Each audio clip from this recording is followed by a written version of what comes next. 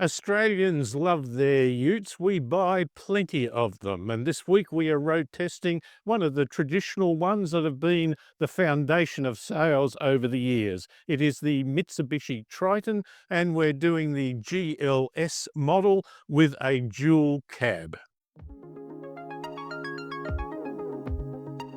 Now, the front of this, in the past, we've talked about the Mazda, which is perhaps a little more subdued. This is quite strong in the American pickup sort of look about it. Very bold grille and very pronounced and strong parts of the lights here on the side. Not quite as extreme, perhaps, as some others, such as the Ford Ranger.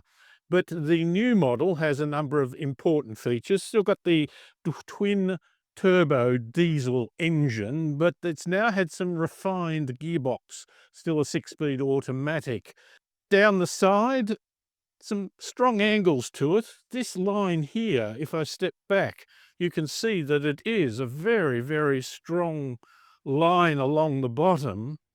Well, part way between from the base model of the plate here, which is good and solid, up to breaking the sort of flat side look that you often get with a ute. Now, the upgrading part of this includes a chassis design, which gives much more rigidity, both torsional and flexibility, bending. It's all part of making the car more reliable and dependable. It's giving it that feeling when you drive it as much as when you load it as well. Towards the back here, we have a very large entry for your fuel because we also need AdBlue as well. Now, the back of these have a suspension and they've tuned that. They've made it harder. This is a leaf suspension, an oldie but a goodie, great for towing, perhaps not the most well suited to being comfortable, particularly over things like speed humps and so on. But it's towing and pulling and being able to cope with load that where it really comes into its own. This has a 3.5-ton towing capacity. 1/10 of that, typically 350 kilograms as a downward force on the tow bar maximum. And it is one that you can also carry about 1,000 kilograms in the back, but not together. You've got to watch that you put the towing capacity maximum and the load capacity maximum. You can't do both. You've got to back off a bit with one or the other. A ute is all about function and to get space. Squareness certainly helps. And this is a very flat square back to it. Nothing more than what you would expect. But opening up this cover that we've got here, quite a good idea to have a cover for security points of view.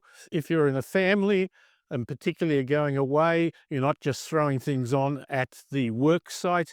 This is a good storage capacity, if you like, that not only can you carry stuff, but once you're there, you can lock it away. Lift up the latch, put the key in, turn it, then press the button in firmly and lift. Oh,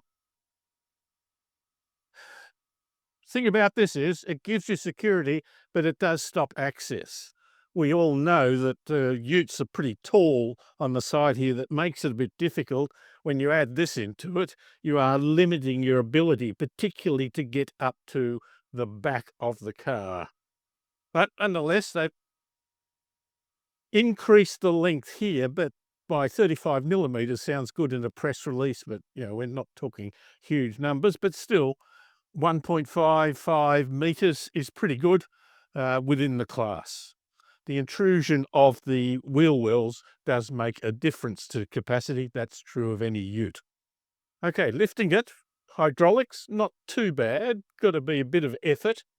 Lifting this up is again a bit of effort, but this is the one, really got to pull it down. If I did that 10 times in those sorts of repeated activities, I think I'd get fit. Being a traditional ute brand, Mitsubishi offers a wide range of configurations: single cab, club cab, and that's a single cab with a bit of space behind the front seats, and dual cab of 2 rows of seats. And you can get the back part as a chassis on which you can build what you need for your business, or a pickup, which is more traditional for, say, the family. But as at June 2025, the GLS Triton is available only in dual cab form, but with either cab chassis or pickup, with drive-away pricing starting from just on $61,000. If you value independent journalism or simply enjoyed the video, please support the channel by hitting like and subscribe.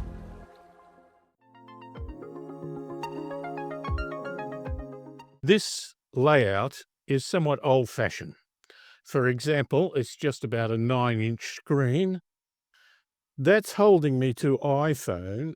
When you go into menu, again, it's all to do with the fact that it's iPhone, and so you get a bit confused. Now, that means it's hard to think about going into settings. Well, in this car, settings is not here in the infotainment screen. It's here in front of you between the two dials. I think really what I need to do is turn iPhone off to show you what is what without a connection. The connection actually causes a degree of difficulties, but I'll come to that. So to get to what the car settings are, you have this, and it lists the things. Now, what's missing here? Things like in-car changing, to do with driver assistance and all that. It's not in the infotainment screen. It's in the screen and adjustable of the one in front of the driver. And there's a thing about getting used to that. When you have a big screen, sometimes they just pack it with a whole pile of clever graphics. Clever, but not necessarily helpful. When you have limited screens, particularly the one in front of the driver, you have to be very, very ordered.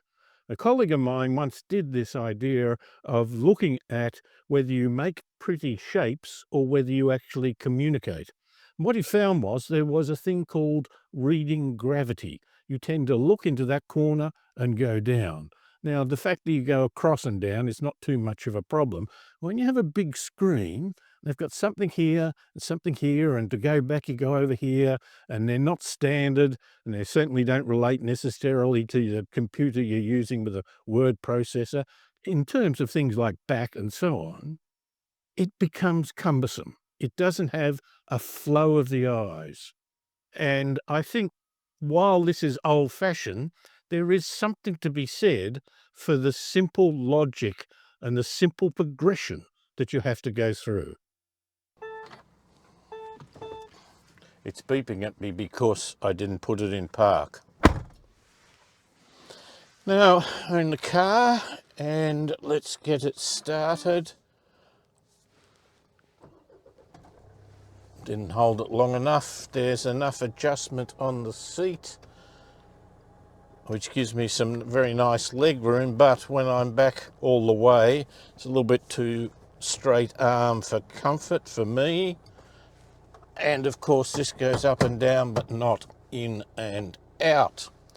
Some of the things I've got to do, it does have in front of me a thing to detect whether I'm paying attention. Like most cars, I'm now going down into driver assistance. That's a point, by the way. You note that I'm doing these settings in front of me, not on the screen here. We'll talk a little bit about that in more detail. But this 9-inch screen, which is not huge, is one mainly for things like navigation and climate control and so on. Now, the other thing I really must turn off is the stop go, because this is a diesel. Cranking it up sounds a little bit like a big effort, but it's not just the sound that's the problem, it's the delay in doing it. Fractions of a second, of course, but gee, it just feels cumbersome. And when you're at the lights and it goes green and you want to get going, that delay just sets everything ill at ease. Now, the setup of the cruise control here is pretty straightforward and almost with a relief. It's got enough insignias on there for me to know exactly what's what I can turn it on. It won't set anything because I'm not doing anything. Of course, I've got voice and phone and other controls. Here is volume and mode and so on, which can bring up some stuff, again, a lot of stuff in front of me. A 2.4 litre diesel engine, twin turbo, 150 kilowatts and 450 Newton meters of torque. That's pretty good. And with a towing capacity of 3.5 tons, I think that works adequately enough. The Triton has a 5-star ANCAP safety rating, tested in 2024 to the latest, most stringent standards. There's the usual suite of airbags, front, side and curtain, but also a centre airbag in the front to prevent head clashes and a knee airbag for the driver. Driver assistant tech is solid, mostly helpful, not too naggy, except for the driver monitoring system, which occasionally chimed in without apparent cause. But I particularly like the trailer stability assist and both front and rear cross traffic alerts. Now, the lane keep assist on this is old style. Most modern vehicles will have things like lane centering, so it gets a pretty good idea of keeping you in the middle of the lane. And if you wander, it will pull the steering a bit. Sometimes a bit strong, a bit aggressive, but that is just a message to the driver. This is that old style that if you wander, it then puts a brake on a opposite wheel to just let you know and tug you back a bit into line. Two great problems with that. One is with the system, you've really got to be going over onto the lane before it reacts. And the second is that the reaction, a bit of a brake, is not only a message to you, it's a message to everyone in the car and to their discomfort as well. So a passenger's going along there is often, suddenly to look up because it sounds like something's gone wrong with the car, or you've touched the brake because of emergency or because of perhaps a hazard in front. It's not comfortable. It's been around for a while. Some of the old Toyotas certainly had it. I like to have a digital speed in front of me, so I have to scroll across every time to bring it up. It seems that it doesn't hold to that when I turn off and doesn't come back to that immediately. The attention warning. I like the principle. There's no doubt, and as someone who has a different car each week, it is a case where you can get incredibly consumed with things other than looking ahead. I have a colleague whose partner won't go in the car, a new car with him as he's testing it, until he's driven it several times, because that first frustration can be annoying and indeed off-putting, particularly if it's taking your attention from driving safely. One of the things it did do is I noticed sometimes I don't know, the old sort of hand on the steering wheel that blocks the perception of where you are, and so it beeps at you. And maybe that's not a bad thing, because anything that puts your arms across the airbag could result in a rather catastrophic impact if you have an accident. Airbag comes out at anything like 250 or more kilometres an hour for instantaneously. If you've got your hand in front of it, which of course is why they now recommend you do 2 to 3 hands on the steering wheel rather than 10 to 2. Steering is good. It's got good feel to it. It's not light and fluffy. It's not too hard. I think it gives a sense of feeling in control, and that the car's doing what you're asking it to do. Sometimes when it's soft, it becomes very vague. I have two drive modes, eco and normal. Obviously, to have a sport mode is a little bit almost tongue-in-cheek, although you can get these big utes that are aimed at being masculine, testosterone GTs with fancy names. Even though I've put the seat back a fair way, that didn't seem to greatly compromise the space in the back. There was already enough room to get my knees in, and so moving the seat back a little bit took up some available space rather than necessarily compromising the whole lot. Interesting thing is, if you put the blinker on and there's a car in your blind spot, the warning sound is just a sound of like a double toot of a horn, a gentle reminder from someone else. It is, of course, generated not outside but inside the car. And I think that's not bad once you get used to it, as long as you're not the aggressive driver who thinks that anyone indicating anything to you is a challenge to your masculinity. This doesn't come with off-road tyres, chunky ones, but more on-road tyres. So the noise, vibration and harshness, if you like, is pretty good. It's easy to drive this car around an urban area. We road tested this vehicle in and around Wollongong, south of Sydney, a region often referred to as Tradie heaven. Sure, there are plenty of professionals enjoying the more affordable housing, but there are some special features to entice the tradies. Large blocks of land, space for a shed, less frustrating traffic, and of course, a vehicle that can haul everything that matters. It's also near the beach.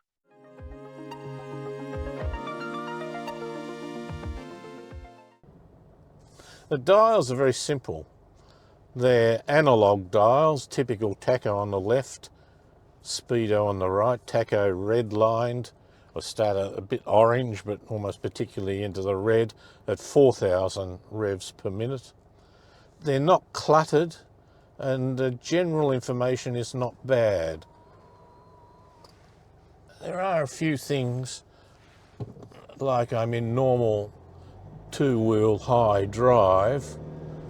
I have the choice, of course, but that is something, to see that on the dial, I really have to look around this protrusion which is used to detect driver attention. Should you use Apple CarPlay? Well, for many cases, yes. I had Apple CarPlay on and the passenger had my phone and used the note-taking with the recording button. And as soon as they pressed that recording button, it stopped any of my controls here to look at different information in front of the driver. I mean, the dials are still there, speedo and so on. But if I wanted to move and look at settings, it wouldn't move at all. Right now, Utes make up around 20% of all new vehicle sales in Australia. Four-wheel drives have by far the biggest slice, with 18% of the entire market and over 90% of the Utes. Two-wheel drives, less than 2% of the market, and those big American-style pickups, under 1% of the total market. But it's not full steam ahead. Sales are down 4% compared to the same time last year. The top 10 models are mainly from traditional players, led by the Ford Ranger, the Toyota Hilux, and the IsuzuDMax. But the BYD Shark 6 has bounded onto the market. It's already leapfrogged the Mitsubishi Triton to take fourth place. The biggest change in numbers is then BYD, and its impact has been immediate, and it's come at the expense of the long-standing players. Mitsubishi markets the Triton with help from Russell Coight, the bush-bashing, disaster-prone Australian icon created by comedian Glenn Robbins. He's hopeless but hilarious. And in Australia, that kind of self-deprecating humour works. Utes are long, and the Triton at 5.32 metres is no exception, so you have to make allowances. I parked in a shopping centre, used the front camera to tuck in tight, but still the back hung over the line. A tree on the footpath can leave your front bumper sticking out. With any ute, you may have to consider whether an available spot is the right spot. With a long-standing reputation for ruggedness and real-world reliability, the Triton GLS hits the sweet spot to cover a wide range of activities, from carting the family with their sporting gear to towing a good-sized caravan to throwing some tools in the back for work. It's not a tech-laden show pony in the cabin, but it's honest, practical, and easy to drive. It's not leading the sales market, but the new Triton is clawing back a bit of ground in the face of new models that will shake up things even more. Have your own thoughts? We'd love to hear them, good, bad, or in between. Have a chat with us by dropping a comment below.